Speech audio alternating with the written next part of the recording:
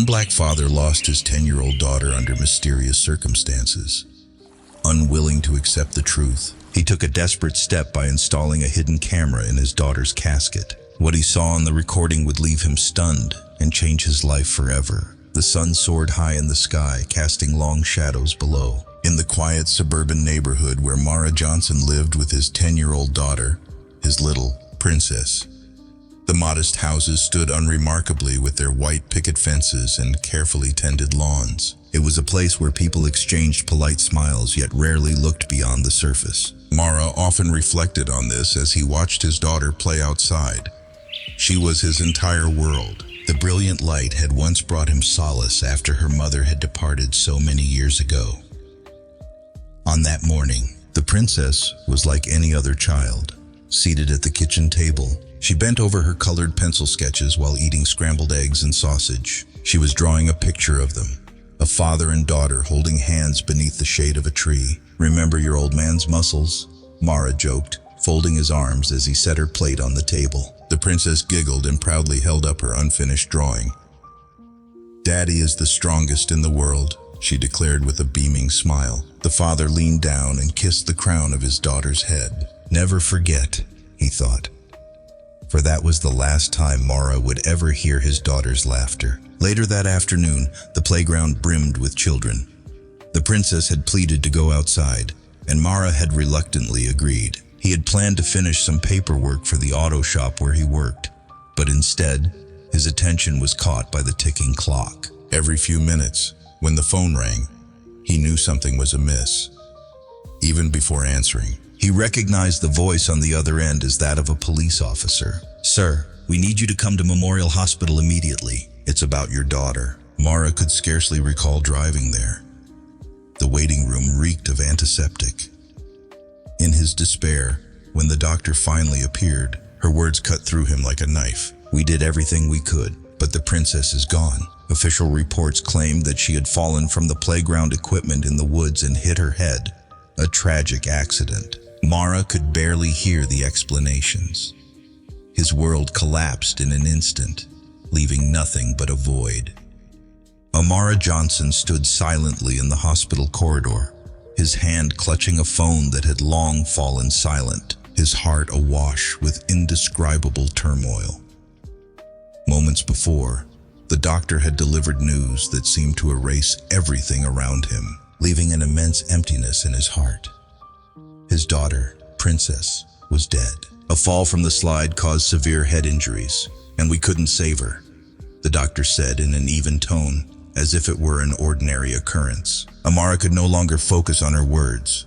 All that remained was a blank expanse and the frantic beating of his heart. Could this be the end of a brief life? The life of a child he had loved and protected every day for 10 years? With a heavy, reluctant gesture, Amaka hastily left the hospital, his spirit in tatters. The doctor's words struck him like a series of knives, yet something felt terribly off. A fall?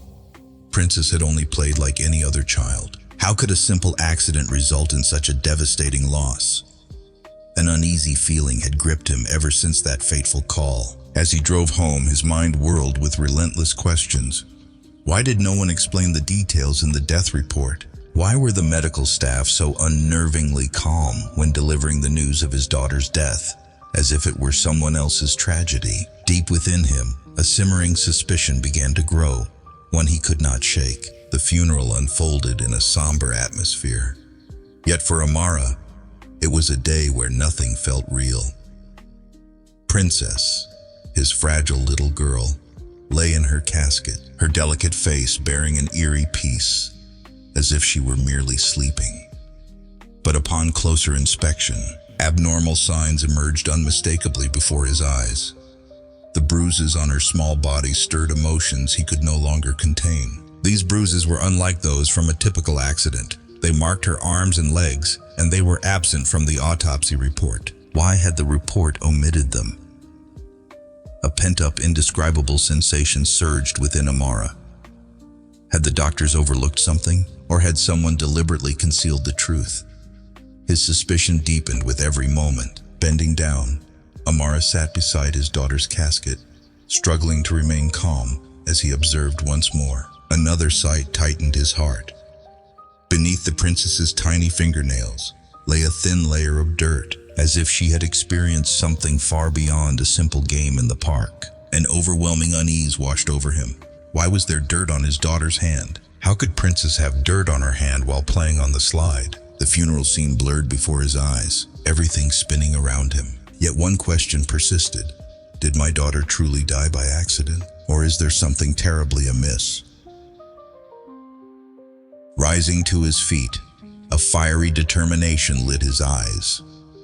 He turned to look at Clara, his sister, who had flown in from Atlanta to attend the funeral. Clara had offered him comfort and support throughout, and she too noticed the change in him. Amara was no longer merely a grieving father. He had become a father filled with doubt and suspicion. A man in search of truth in a world that seemed to have closed its doors before him. In the days that followed, Amara increasingly sensed the attitudes of those around him. The funeral directors and staff at the mortuary showed hardly any respect towards his family. As he stood by Princess's casket, confronted with these abnormal signs, he began to question everything. Yet instead of receiving empathy or support, he felt dismissed, as though he were just a sorrowful father overwhelmed by his grief. He recalled a moment near a funeral attendant, exchanged only through hurried glances and curt words, as if they were determined to finish their work quickly, unwilling to be disturbed by the questions or demands of Amara's family. One mortuary worker even sneered and remarked disdainfully, "After all, they are just people like them. No one cares." That remark struck Amara like a blow to the face. People like them? He understood it as a reference to his own family. It was a discriminatory look, a blatant lack of respect because Amara was a black man, and his family did not belong to the mainstream of society. It was a silent yet profound prejudice that pierced Amara's heart, igniting a fierce anger within him. Amara could endure no more. Everything around him swirled. The hushed whispers of those nearby, the cold stares of the funeral staff, and the indifference of those who ought to have shown compassion.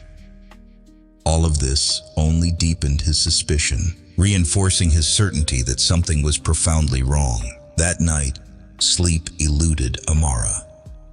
He sat alone in the darkness, pondering the signs he had seen and the unrelenting doubts that haunted his mind. Was Princess's death truly an accident, or had someone concealed the truth?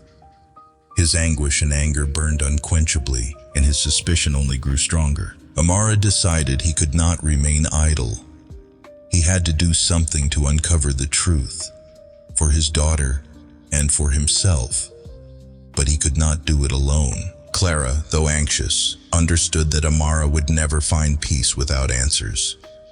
Together, they resolved that they would not give up. The sense of unease and persistent doubts haunted Amara, yet he knew that if he did not act now, he might never have the chance to learn the truth. There was only one path forward: to begin seeking evidence, no matter the hardships and challenges that lay ahead. Amara stood motionless in the darkness of the small, cramped room, his eyes fixed upon the glossy ebony casket where Princess, his only daughter, lay in eternal silence. His heart felt as though it were being squeezed by an invisible force, each breath carrying an unspeakable pain. Yet that agony was not enough to halt the decision he had made, a decision that even sent shivers down his spine. In his trembling hand, he clutched a small camera, scarcely larger than his thumb, cold and devoid of life. The dim glow of a faint light caressed the metallic body of the device, casting a ruthless, unyielding gleam, mirroring the grim resolve of his act. Amara stared fixedly at the camera, questioning whether he was descending into madness. But reason had long abandoned him, yielding to despair and obsession. He needed answers. He needed the truth. Princess had left this world so suddenly, without farewell, without even a whisper of warning. The doctor claimed that her heart had stopped abruptly, a rare occurrence. But Amara could not believe it. How could a vibrant, joyful, energetic child like Princess perish in such an irrational, cruel manner? A father's instinct whispered that something was concealed behind her death, something he alone must uncover. no matter the cost. With slow yet determined steps, he approached the casket. His hand trembled as it brushed against the smooth satin fabric that cradled his daughter's fragile form. A tidal wave of sorrow crashed over him, coaxing tears from his eyes, but he fought to restrain them, forcing himself to press on. Gently, he lifted the satin cover, carefully, piece by piece, so as not to disturb her final peaceful repose. His heart ached as he beheld Princess's small, pallid face emerging into view. Her eyes closed in a surreal, haunting tranquility. "Forgive me, Princess," he whispered, his voice quivering as though pleading for her pardon. "I do not wish to do this, but I must know. I need to know the truth." With trembling precision, he nestled the tiny camera into a discreet corner beside the pillow that cradled her, concealing it expertly behind layers of fabric and delicate lace so that no one would detect it. Once set, Amara painstakingly restored everything to its original order, leaving no trace behind.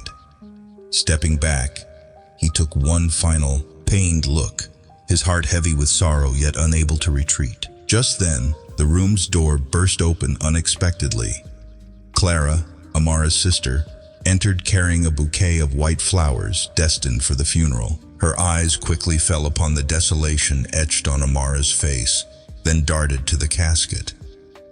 A palpable unease sparked in her gaze. "What are you doing here, Amara?" Clara asked, her tone edged with wary suspicion. She moved closer, her eyes never leaving him, as if trying to read the despair swelling in her brother's soul. "Nothing," Amara replied hastily, striving to mask the tremor in his voice. Yet the tension in his posture and the confusion on his face betrayed him. Stepping nearer, Clara observed every minute movement. A premonition warned her that something grave had just occurred, or was on the verge of unfolding. "Don't lie to me, brother," she said firmly. "You just did something with the casket, didn't you? Princess has suffered enough already. Do not add to her torment." Amara bowed his head, overwhelmed by guilt and shame. But by now, neither his reason nor his heart could recede. Meeting her gaze with unwavering resolve, he confessed, "I installed a camera in it. Clara, I need to uncover the truth. I cannot allow the princess to depart this world without knowing why. I need an answer." Clara froze, her eyes wide with shock and disbelief at his words. She stared at him, her voice trembling with emotion. "Have you lost your mind? Amara, what are you doing? Don't you realize you're desecrating your own daughter? Princess needs to rest. She needs peace. Please, let her go." "I know that," Amara replied, his voice shaking with raw emotion. "But you don't understand how I feel. I cannot go on living without finding out what happened. I'd rather be deemed mad, cursed for life, than live engulfed in doubt and despair." Clara stepped even closer, grasping Amara's arm as if to lend him strength and clarity. "I understand your pain, but what you're doing is wrong. Can't you see? You cannot seek the truth by violating the princess's dignity. You're destroying yourself. Please, reconsider, come to your senses." "I cannot." Amara shook his head in desperate finality. "I have no other choice. I must know what happened to my daughter. I will do anything, even the most horrific thing." "So, you've made up your mind then?" Clara's voice broke as she released him, tears silently tracing down her cheeks, her tone laden with anguished despair. "I cannot bear to watch you self-destruct. I have no more words. Please, stop before it's too late." With that, Clara turned and hurried out of the room, leaving Amara alone in the oppressive darkness, his vacant eyes fixed on her receding form. His heart lay shattered, yet his resolve had been cemented. He would accept any consequence, if only to grasp one truth: the mystery behind Princess's death. Amara sat before his computer screen, the faint light casting sharp shadows across his tense face. The small room lay engulfed in darkness, broken only by the steady hum of the ceiling fan and the relentless tick of the wall clock, each second stretching into eternity. He pressed the play button once more, his eyes intently absorbing each frame on the screen. The footage, recorded by the covert camera placed in the room housing Princess's casket on the night before the funeral, initially revealed only a still, silent scene. The motionless room with the casket centered within. But as the video reached around 3 a.m., a rising disquiet quickened Amara's heartbeat. He leaned forward, squinting to scrutinize every minuscule pixel. At that precise moment, a nearly imperceptible movement materialized. At first, he surmised it to be a trick of the light, or perhaps a mere dust mote drifting across the lens. Yet soon, Amara realized that this movement was not random. It recurred every few seconds, as though something or someone was deftly maneuvering within the casket. Cold sweat began to trickle down his neck. His heart pounded as if desperate to escape its confines. He rewound the video, slowed the pace, and zoomed in until every detail was magnified. Then, from the small speaker attached to his computer, a faint, delicate sound emerged, a gentle scraping, as if tiny nails were clawing at the wooden surface of the casket from within. Covering his mouth to stifle the surge of panic, Amara tried to console himself. Perhaps it was mere electronic interference, or an echo from beyond. Yet with each replay and every attentive listen, he grew increasingly convinced that the sound was no accident. Something was happening inside Princess's casket, something dreadful and unfathomable. He continued to play the video, now amplifying the sound. Suddenly, a shadow flickered briefly across the edge of the screen. At first, he thought it was a reflection of someone outside the window, yet the window was securely shrouded by thick black curtains. No external shadow could have intruded. His hands trembled as he rewound the clip to examine it further. The shadow glided from one corner of the room, advanced toward the casket, then vanished abruptly. Leaning back, Amara took a deep, steadying breath. He wondered if this could be a bizarre technical glitch, but that notion was swiftly quashed. This camera was brand new, a marvel of modern technology. Such a spurious anomaly was impossible. Lost in his thoughts, he then heard another sound, this time unmistakably clear. A whispered voice emerged from the video, sending a chill down his spine. "They won't notice, just do it quickly." A shudder ran through him, as if his very body had frozen. The voice, though hushed, was distinct enough for Amara to catch every word. He replayed the segment repeatedly. Each iteration left his heart constricted with dread. This was no random noise. Someone had been present in that room at that moment, and perhaps they had perpetrated a horrifying act against Princess. With suspicion swelling in his heart, Amara knew he could no longer remain silent. His hands shook as he picked up his phone and dialed Detective Lamb, a longtime friend, the one person he trusted implicitly in this dark hour. The phone rang on and on, each chime echoing like an eternity, until finally a calm voice responded on the other end. "I'm listening." Amara, struggling to speak, his throat constricted, he managed. "Detective Lamb, I believe Princess was harmed. Someone tampered with her casket before the funeral. I have evidence in the video." A pause lingered. Then Detective Lamb's voice turned grave. "Are you absolutely sure?" "Absolutely certain," Amara asserted, his voice firm despite the tremor within. "I can send you the video right now. Send it immediately. I'll be at your place within 10 minutes. Hastily, Amara ended the call and transmitted the video via his phone. He sat, motionless in his chair, each second stretching into infinity. His mind swirled with the horrifying images, chaotic thoughts of what had truly befallen Princess. Who could commit such a monstrous act, and why? Rising slowly, he moved to the window, drawing aside the curtain ever so slightly to peer into the ink-black night. In that moment, only one searing question remained etched in his heart. Had someone truly violated Princess's resting place? And what unspeakable horror lay in wait? At that very instant, the doorbell rang incessantly, jolting Amara to turn around. He knew Detective Lamb had arrived, and from that moment forward, nothing would ever be the same again. After the mysterious video was uncovered, Amara could no longer remain silent. Inside him, a fierce battle raged. Agonizing doubts and the relentless questioning of his beloved wife's unusual death spurred him into action. He resolved that he would not allow sorrow and loss to hold him back. Clutching the fragile evidence, a slender glimmer of hope amid the darkness, he set out to reclaim the truth. That morning, the air was bitterly cold, as if echoing Amara's despair. Draped in a heavy coat and a scarf wound tightly around his neck, he left his home with a USB drive containing the vital video. Every familiar step toward the police station sent his heart pounding like a war drum. Hope mingled with apprehension. He did not know how they would receive his evidence, yet he knew he had to try. The modest police office lay tucked in a quiet corner of the street, its calm exterior belying any hint of turmoil. As Amara pushed open the door, the harsh white lights illuminated neat rows of desks.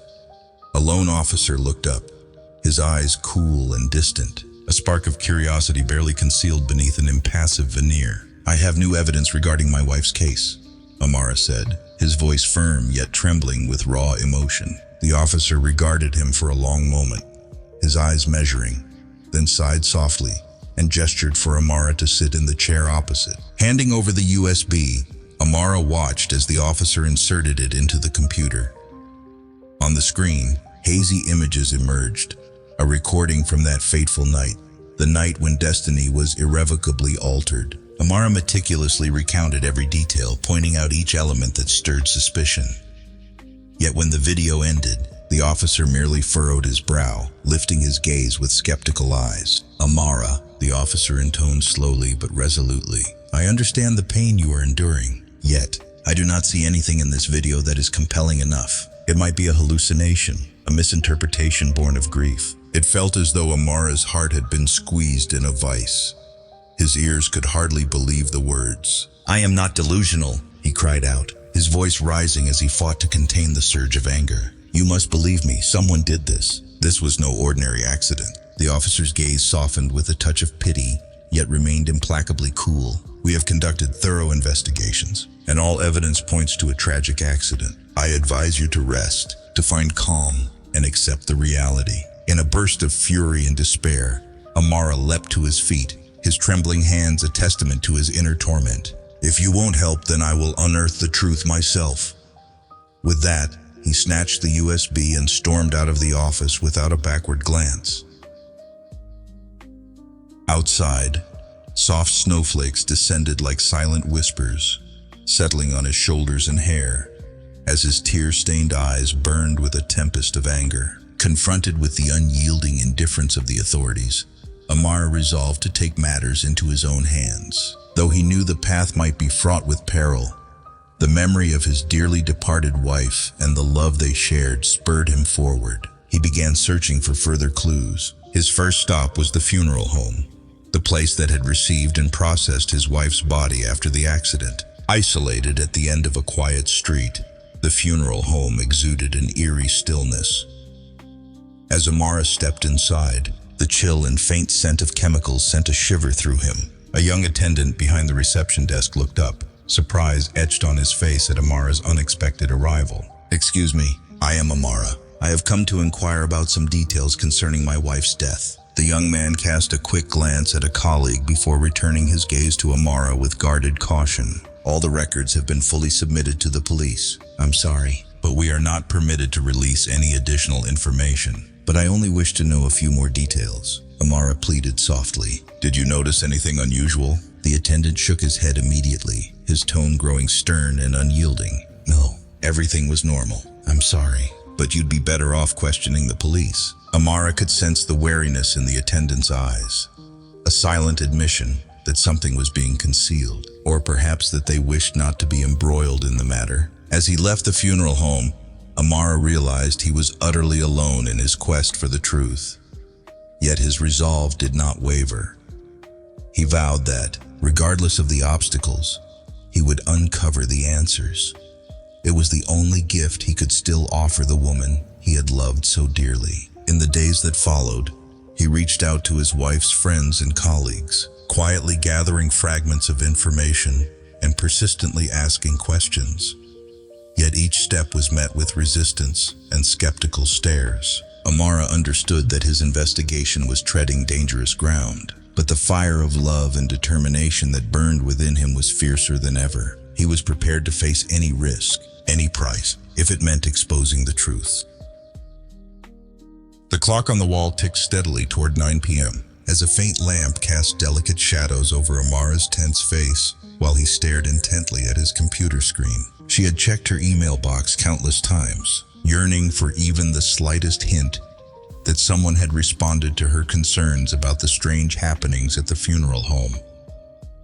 And then, like a solitary beam of hope piercing a stormy sky, a new message arrived from a young journalist named Julia Reyes, writing for the New City Times. Dear Amara, I am Julia Reyes, a reporter at the New City Times. I read your story on a private forum and would very much like to help you investigate the oddities you mentioned. If you agree, I would be delighted to meet with you in person to discuss this further. Sincerely, Julia. For Amara, it was as if a fresh ray of hope had broken through the oppressive clouds of despair. He replied without delay, arranging to meet Julia the very next day. Early the following morning, in a secluded corner of a small cafe tucked away in a quiet alley, Amara sat at a hidden table, his gaze drifting out the window. The door chimed softly as it swung open, and a brisk young woman approached him. Amara, aren't you? I'm Julia Reyes, she said warmly, extending her hand in a friendly greeting. Julia, I'm grateful you've agreed to help me, Amara murmured, a breath of relief mingled with lingering sorrow in his voice. Taking a seat, Julia pulled out a small notebook and readied her pen, as if preparing to capture the very essence of his story. Tell me everything in detail, she urged, her tone earnest yet vibrant with determination. I need to understand every nuance so we can chart the best course for our investigation. Amara recounted the strange occurrences and the eerie signs he had observed at the funeral home, the murkiness surrounding his wife's death, and the unsettling manner in which her body had been handled. Julia listened intently, occasionally interjecting with incisive questions that helped Amara piece together the scattered clues. After more than 2 hours of deep conversation, Julia abruptly paused her scribbling, her eyes alight with fierce resolve. We must find a witness, a person from within the funeral home who can provide concrete evidence, she declared. Amara nodded in agreement, having long considered the possibility but uncertain where to begin. A few days later, through her network of contacts, Julia discovered Kevin Foster, a man who had once worked at the funeral home but had resigned a few months earlier. Reluctantly, Kevin agreed to meet, under the strict condition of utmost secrecy. On a late afternoon, Amara and Julia found Kevin in a small park, seated on an isolated stone bench beneath a canopy of dense trees. Kevin was a middle-aged man with weary eyes, brimming with skepticism and guarded caution. He glanced around before lowering his voice. I don't wish to get into trouble, but what I know will surely shock you, he confided. Julia reassured him softly. Everything will remain completely confidential. We only seek the truth. Kevin exhaled deeply, his gaze drifting as if revisiting painful memories. I worked at that funeral home for 3 long years. During that time, I witnessed things I never wished to see. At first, it was minor errors, misplaced names on the records of the deceased. But gradually, the mistakes grew darker. I saw them deliberately altering bodies to cover up their errors, even secretly repairing remains to hide the truth from discovery. Amara shuddered, his heart aching as Kevin's revelations painted a portrait of horror. Julia pressed on, maintaining her composure. Do you have any concrete evidence, Kevin? Something that could expose this cover-up? She asked. After a brief hesitation, Kevin retrieved a small USB drive from his pocket and handed it to Julia. These are some images and videos I covertly recorded during my final days at the funeral home. I never imagined I would have to use them, but I can't keep silent any longer. You must be cautious, these people are dangerous. With eyes full of gratitude, Julia accepted the USB. We will protect your identity. Kevin, thank you for your courage. Kevin nodded quietly, his eyes softening as if a heavy burden had been partially lifted. He then stood and swiftly left the park, leaving the 2 investigators in a reflective silence. That very evening, Amara and Julia spent countless hours scrutinizing the evidence Kevin had provided. The images and short video clips, though sparse, were shockingly clear, exposing the ghastly truth lurking beneath the dignified facade of the funeral home. Looking into Julia's determined eyes, Amara spoke with unwavering conviction. We must expose everything. The innocent must know the truth so they can protect themselves and their families. Julia nodded, her gaze resolute. Tomorrow, I will plan to publish the first article. This will be our turning point. But you must understand, this path is fraught with peril. Are you ready? Grasping Julia's hand tightly, Amara replied without hesitation. I have been ready for so long, no matter the cost. The truth must be revealed. In that silent, unspoken moment, they both understood that they stood at the threshold of a path with no return, a path that was only just beginning to unravel the unspeakable secrets that lay in wait. All through the night, Julia stayed awake, her eyes fixed on the computer screen while her nimble fingers danced over the keyboard. The soft glow of a yellow desk lamp reflected in her weary yet determined eyes. In her mind, the evidence that Amara had provided swirled relentlessly, a call to action that could no longer be ignored. Julia knew that once the article went live, not only would Amara's life change forever, but the entire community would be transformed. In that final moment, Julia took a deep breath and pressed the publish button. The headline struck her like a bold challenge. The truth behind Oakwood Funeral Home, deception and endless sorrow. Just minutes after its release, Julia's phone began ringing incessantly. Comments and shares spread rapidly across social media, as if her article had touched upon the long-suppressed anguish and fury of the public. In silent awe, Julia watched the endless notifications appear on her phone screen, feeling the heavy weight of responsibility and mounting pressure. The next morning, the once quiet small town erupted into a frenzy. Coffee shops and newsstands buzzed with animated conversations. Each line of Julia's article was like an exploding bomb within the community, shattering the long-held silence. From the taciturn elders to the energetic youth, no one could accept the ruthless truth that Julia had unveiled. Outside Oakwood Funeral Home, a large crowd began to gather, brandishing banners and placards that screamed of anger and demanded justice. Shouts echoed through the air, growing stronger and more resolute with every passing moment. As the people insisted on answers from those at the helm of the funeral home, the very ones they believed had betrayed their trust and exploited the grief of countless families. In her modest apartment, Amara watched the unfolding events with a mix of relief and anxiety.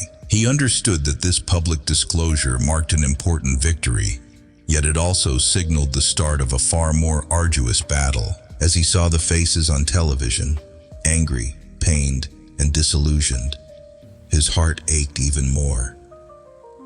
Now, the burden of responsibility was not his alone, but that of an entire community clamoring for just resolution. A few days later, under the tremendous pressure of the media and public outcry, the police department announced that they would reopen the investigation into Oakwood Funeral Home and the severe violations mentioned in Julia's article. However, after meeting with several investigators, Amara soon realized that the police's determination and seriousness were still vague and unconvincing. They continued to hide behind cumbersome procedures and legal difficulties as justifications for their delays. Why this hesitation? Amara wondered helplessly after each visit to the police station.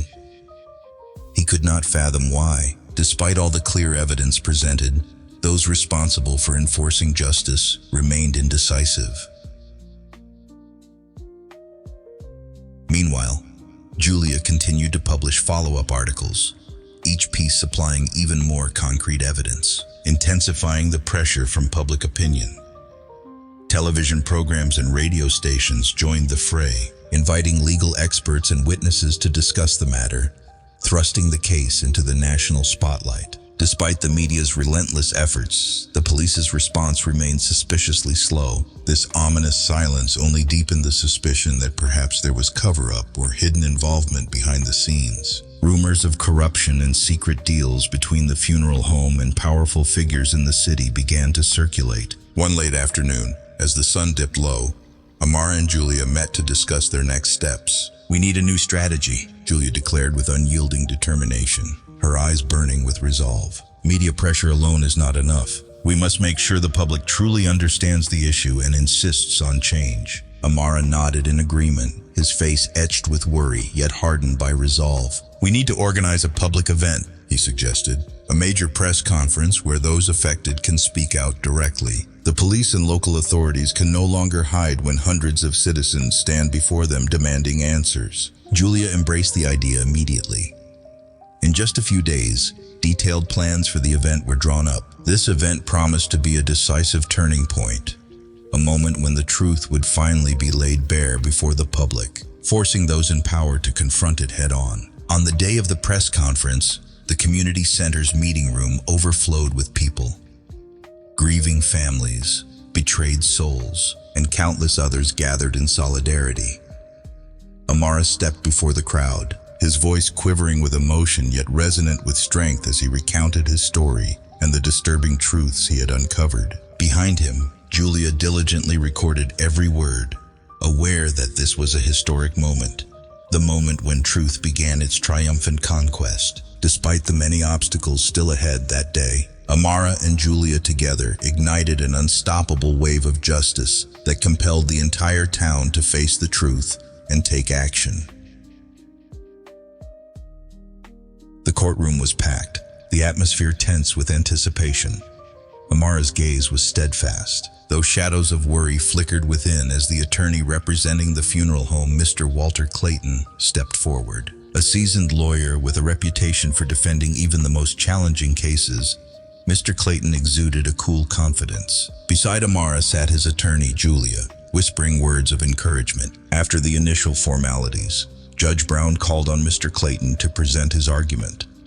Rising to his feet, Clayton strode confidently to the center of the courtroom and began his defense. Ladies and gentlemen of the court, the video evidence provided by the plaintiff does not meet the standards required for admissible evidence. The audio and visual quality of this footage are far too poor to definitively establish what transpired at the funeral home on that fateful night. Directing a sharp glance at Amara, he continued in a booming voice. We cannot draw conclusions from a distorted video, with sporadic sound and blurry images. It is all too easy to fabricate or misinterpret such evidence. Immediately, Julia rose to her feet, her rebuttal clear and forceful. Your Honor, we fully acknowledge that the video is not perfect, but what it reveals is unmistakable evidence of suspicious behavior. To bolster this, we have physical evidence and key witness testimonies to present right here. Judge Brown nodded slightly, inviting Julia to proceed.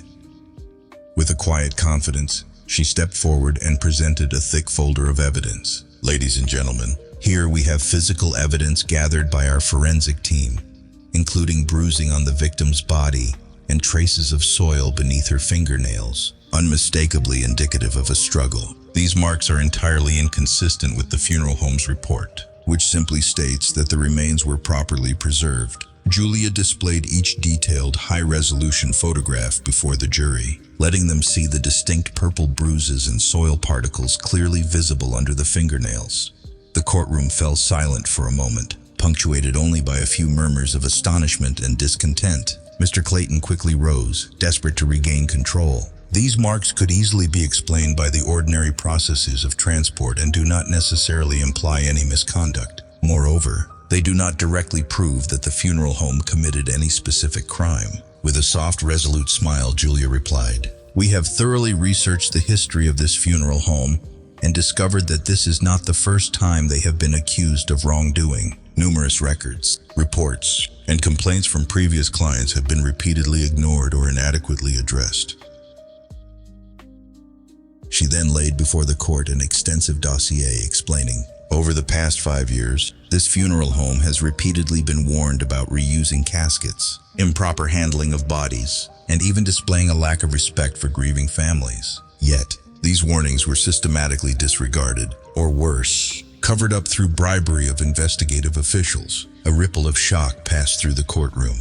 Several jurors nodded in quiet agreement, clearly moved by Julia's arguments. At that moment, Julia paused and looked toward the courtroom door. It opened, and Kevin entered. His face was pale, yet his eyes burned with determination. An absolute hush fell over the room as he slowly approached the witness stand. "Kevin, could you please state your full name and your role at the funeral home?"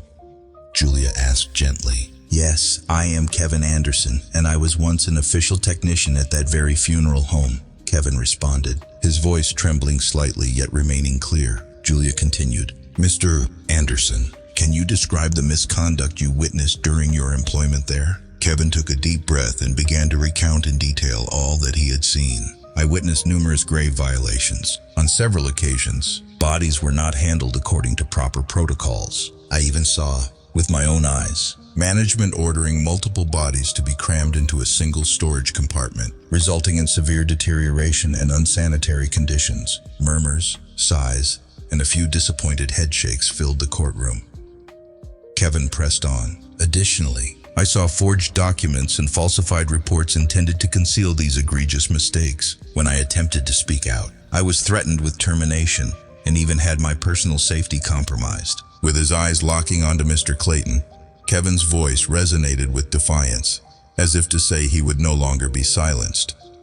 Julia pressed further. Did you feel safe testifying today? Kevin answered firmly. Not entirely, but I know this is the right thing to do. I can no longer live in silence while other families continue to suffer from deception. After Kevin's testimony, the atmosphere in the courtroom grew heavy with gravity. The jurors took diligent notes, their suspicious gazes shifting toward the defendant. Mr. Clayton attempted to cross-examine Kevin, but his every effort was rendered futile by the unwavering honesty and courage in Kevin's words. Glancing at Amara, Julia exchanged a look of quiet pride with him. They both understood that although the battle was far from over, the scales of justice had begun to tip in their favor. Judge Brown announced a recess, allowing the jury time to deliberate over the evidence presented. Clasping Julia's hand, Amara whispered, "We did the right thing." Julia smiled softly and nodded. "Justice always prevails. Have faith in that." 3 grueling days of heart-wrenching trial passed in an atmosphere so thick it choked every breath. In the courtroom, every soul waited with bated breath for the final words of the judge. Amara sat quietly in the front row, his eyes red-rimmed yet burning with resolve, while his attorney, Thomas, gripped a thick dossier in trembling hands. "All rise!" The judge's booming command echoed as he re-entered after nearly 3 hours of deliberation. The tension grew suffocating as the judge, a middle-aged man with stern, unwavering eyes, adjusted his glasses and began to read the verdict. After a thorough review of all evidence, witness testimonies, and arguments from both sides, this court has reached its final decision. It is hereby declared that Heavenly Rest Funeral Home has egregiously violated the safety regulations and ethical standards of their profession. At these words, murmurs and whispers erupted throughout the courtroom. Amara closed his eyes, his hands trembling, as tears slowly streamed down his cheeks. A soft sigh of relief escaped him. Justice, at long last, had spoken. According to the court's findings, the funeral home failed to adhere to the necessary protocols for the proper care of little princess's body, resulting in her remains being mishandled and misplaced.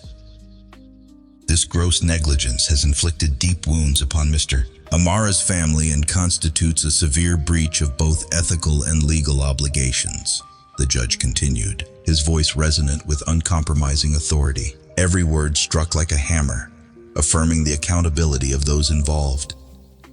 Amara clenched his fists, a torrent of anger and sorrow surging within him like a powerful tide. Therefore, the director of the funeral home, Mr. William Carter, along with the 2 directly responsible employees, Peter Johnson and Sarah Nguyen, shall face criminal charges including gross negligence causing severe consequences and violations of the regulations governing the care of the deceased. The case is hereby remanded to the investigative authorities for further criminal proceedings. Faces that had once shown cold indifference to others' suffering now paled in shock.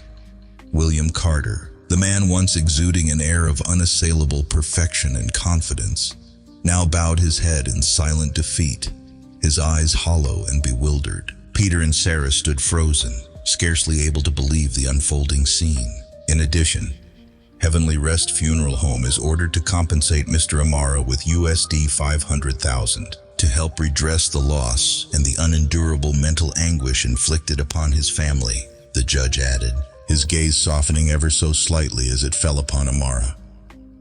Amid the renewed murmur of voices, Amara felt detached, lost in bittersweet memories of little princess with her innocent smile and sparkling eyes, once full of hope and joy. The triumph of justice, though unmistakable, did nothing to soothe the enduring ache in his heart. All he ever wished was to hold his daughter once more, to hear her playful voice recounting little tales every afternoon after school. The courtroom session concluded in a haze of emotion and fatigue. Attorney Thomas gently placed his hand on Amara's shoulder and whispered, "We did it, Amara. Justice has finally embraced Princess." Amara nodded, managing a pained, tentative smile, his eyes still brimming with tears. Yes, at least she did not die in vain. In the days that followed, Amara frequently visited Princess's grave, sitting in quiet solitude for hours, pondering the justice he had fought so hard to secure. It was a bittersweet victory, a verdict that held the guilty accountable, yet could never restore the little girl he had lost. Each visit was a search for a small measure of solace, a silent promise that perhaps, somewhere, Princess was smiling down from heaven, knowing that her father had done all he could to defend the sanctity of truth. And so, though justice, painfully delayed and wrought with sorrow, had been served, it could never fully mend the void left by her absence. In that quiet darkness, Amara whispered to the stars, "Princess, I have done everything in my power. I hope you are proud. No matter how many acts of justice are enforced, I will always remember you in every heartbeat." In the stillness of night, he felt a tender warmth, as if his daughter were there beside him, murmuring that she had always been proud of him. With eyes closed, he managed a sad, yet peaceful smile, knowing that while no victory could ever replace his loss, justice had at least been redeemed.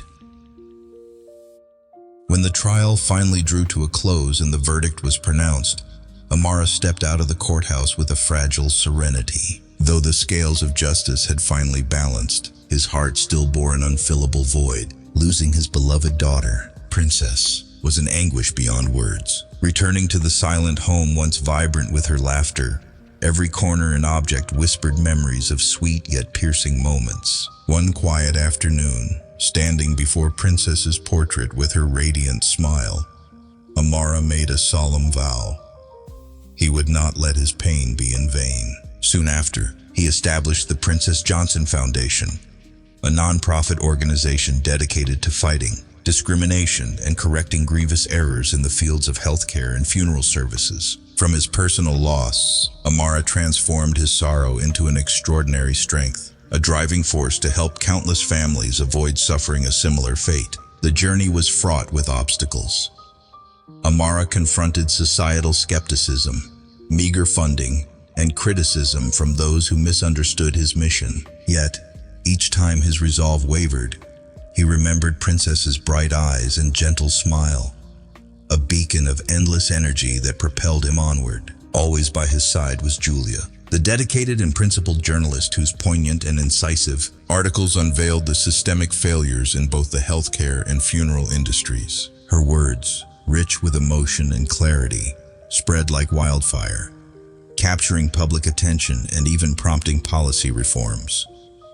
Julia fought tirelessly, not only reporting the news, but also advocating for real, tangible change. Together, Amara and Julia inspired a gradual transformation in the community's consciousness. Public debates were organized far and wide. The harrowing stories once silenced now echoed as calls for accountability. The overwhelming pressure they generated compelled policymakers to enact the long overdue legal reforms. Day by day, Amara began to heal.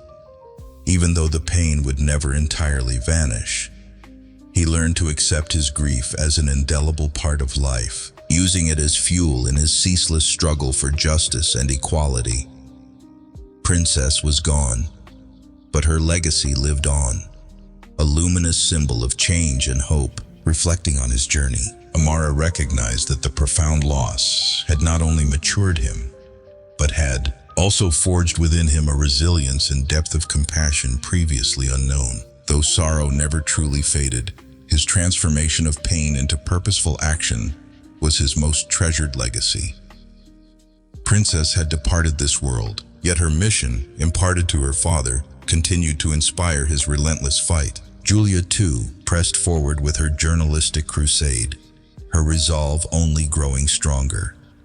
Her insightful, detailed narrative shone light into every dark corner of the flawed system, compelling those in power to confront their responsibilities. Her work not only inspired but also became a crucial catalyst for the necessary reforms. In the gentle glow of one sunset, as golden light washed over the world, Amara stood on his balcony, gazing into the distance, feeling that his heart had finally begun to mend. He knew that the road ahead would still be riddled with challenges, yet he felt empowered to march onward. In the quiet murmur of the evening, he could almost hear Princess's soft whisper, "Father, I am so proud of you. I will always be by your side." Amara smiled, a bittersweet smile filled with hope. He understood that every action, every decision he made would leave an indelible mark, a cherished legacy that Princess had bestowed upon him. Though her life was brief, its meaning was immeasurable, destined to change countless lives for the better. Life is replete with moments of injustice and profound sorrow. Yet what matters most is how we confront these trials. Amara's journey teaches us that our deepest wounds can blossom into our greatest strengths. When faced with adversity, do not let pain defeat you. Transform it into motivation, into hope, and into a force for good in the world. Thank you, dear audience, for joining us on this emotional odyssey. Please like, subscribe, and share this story far and wide, so that its meaningful message may inspire and empower others to overcome life's challenges. With heartfelt gratitude, until we meet again.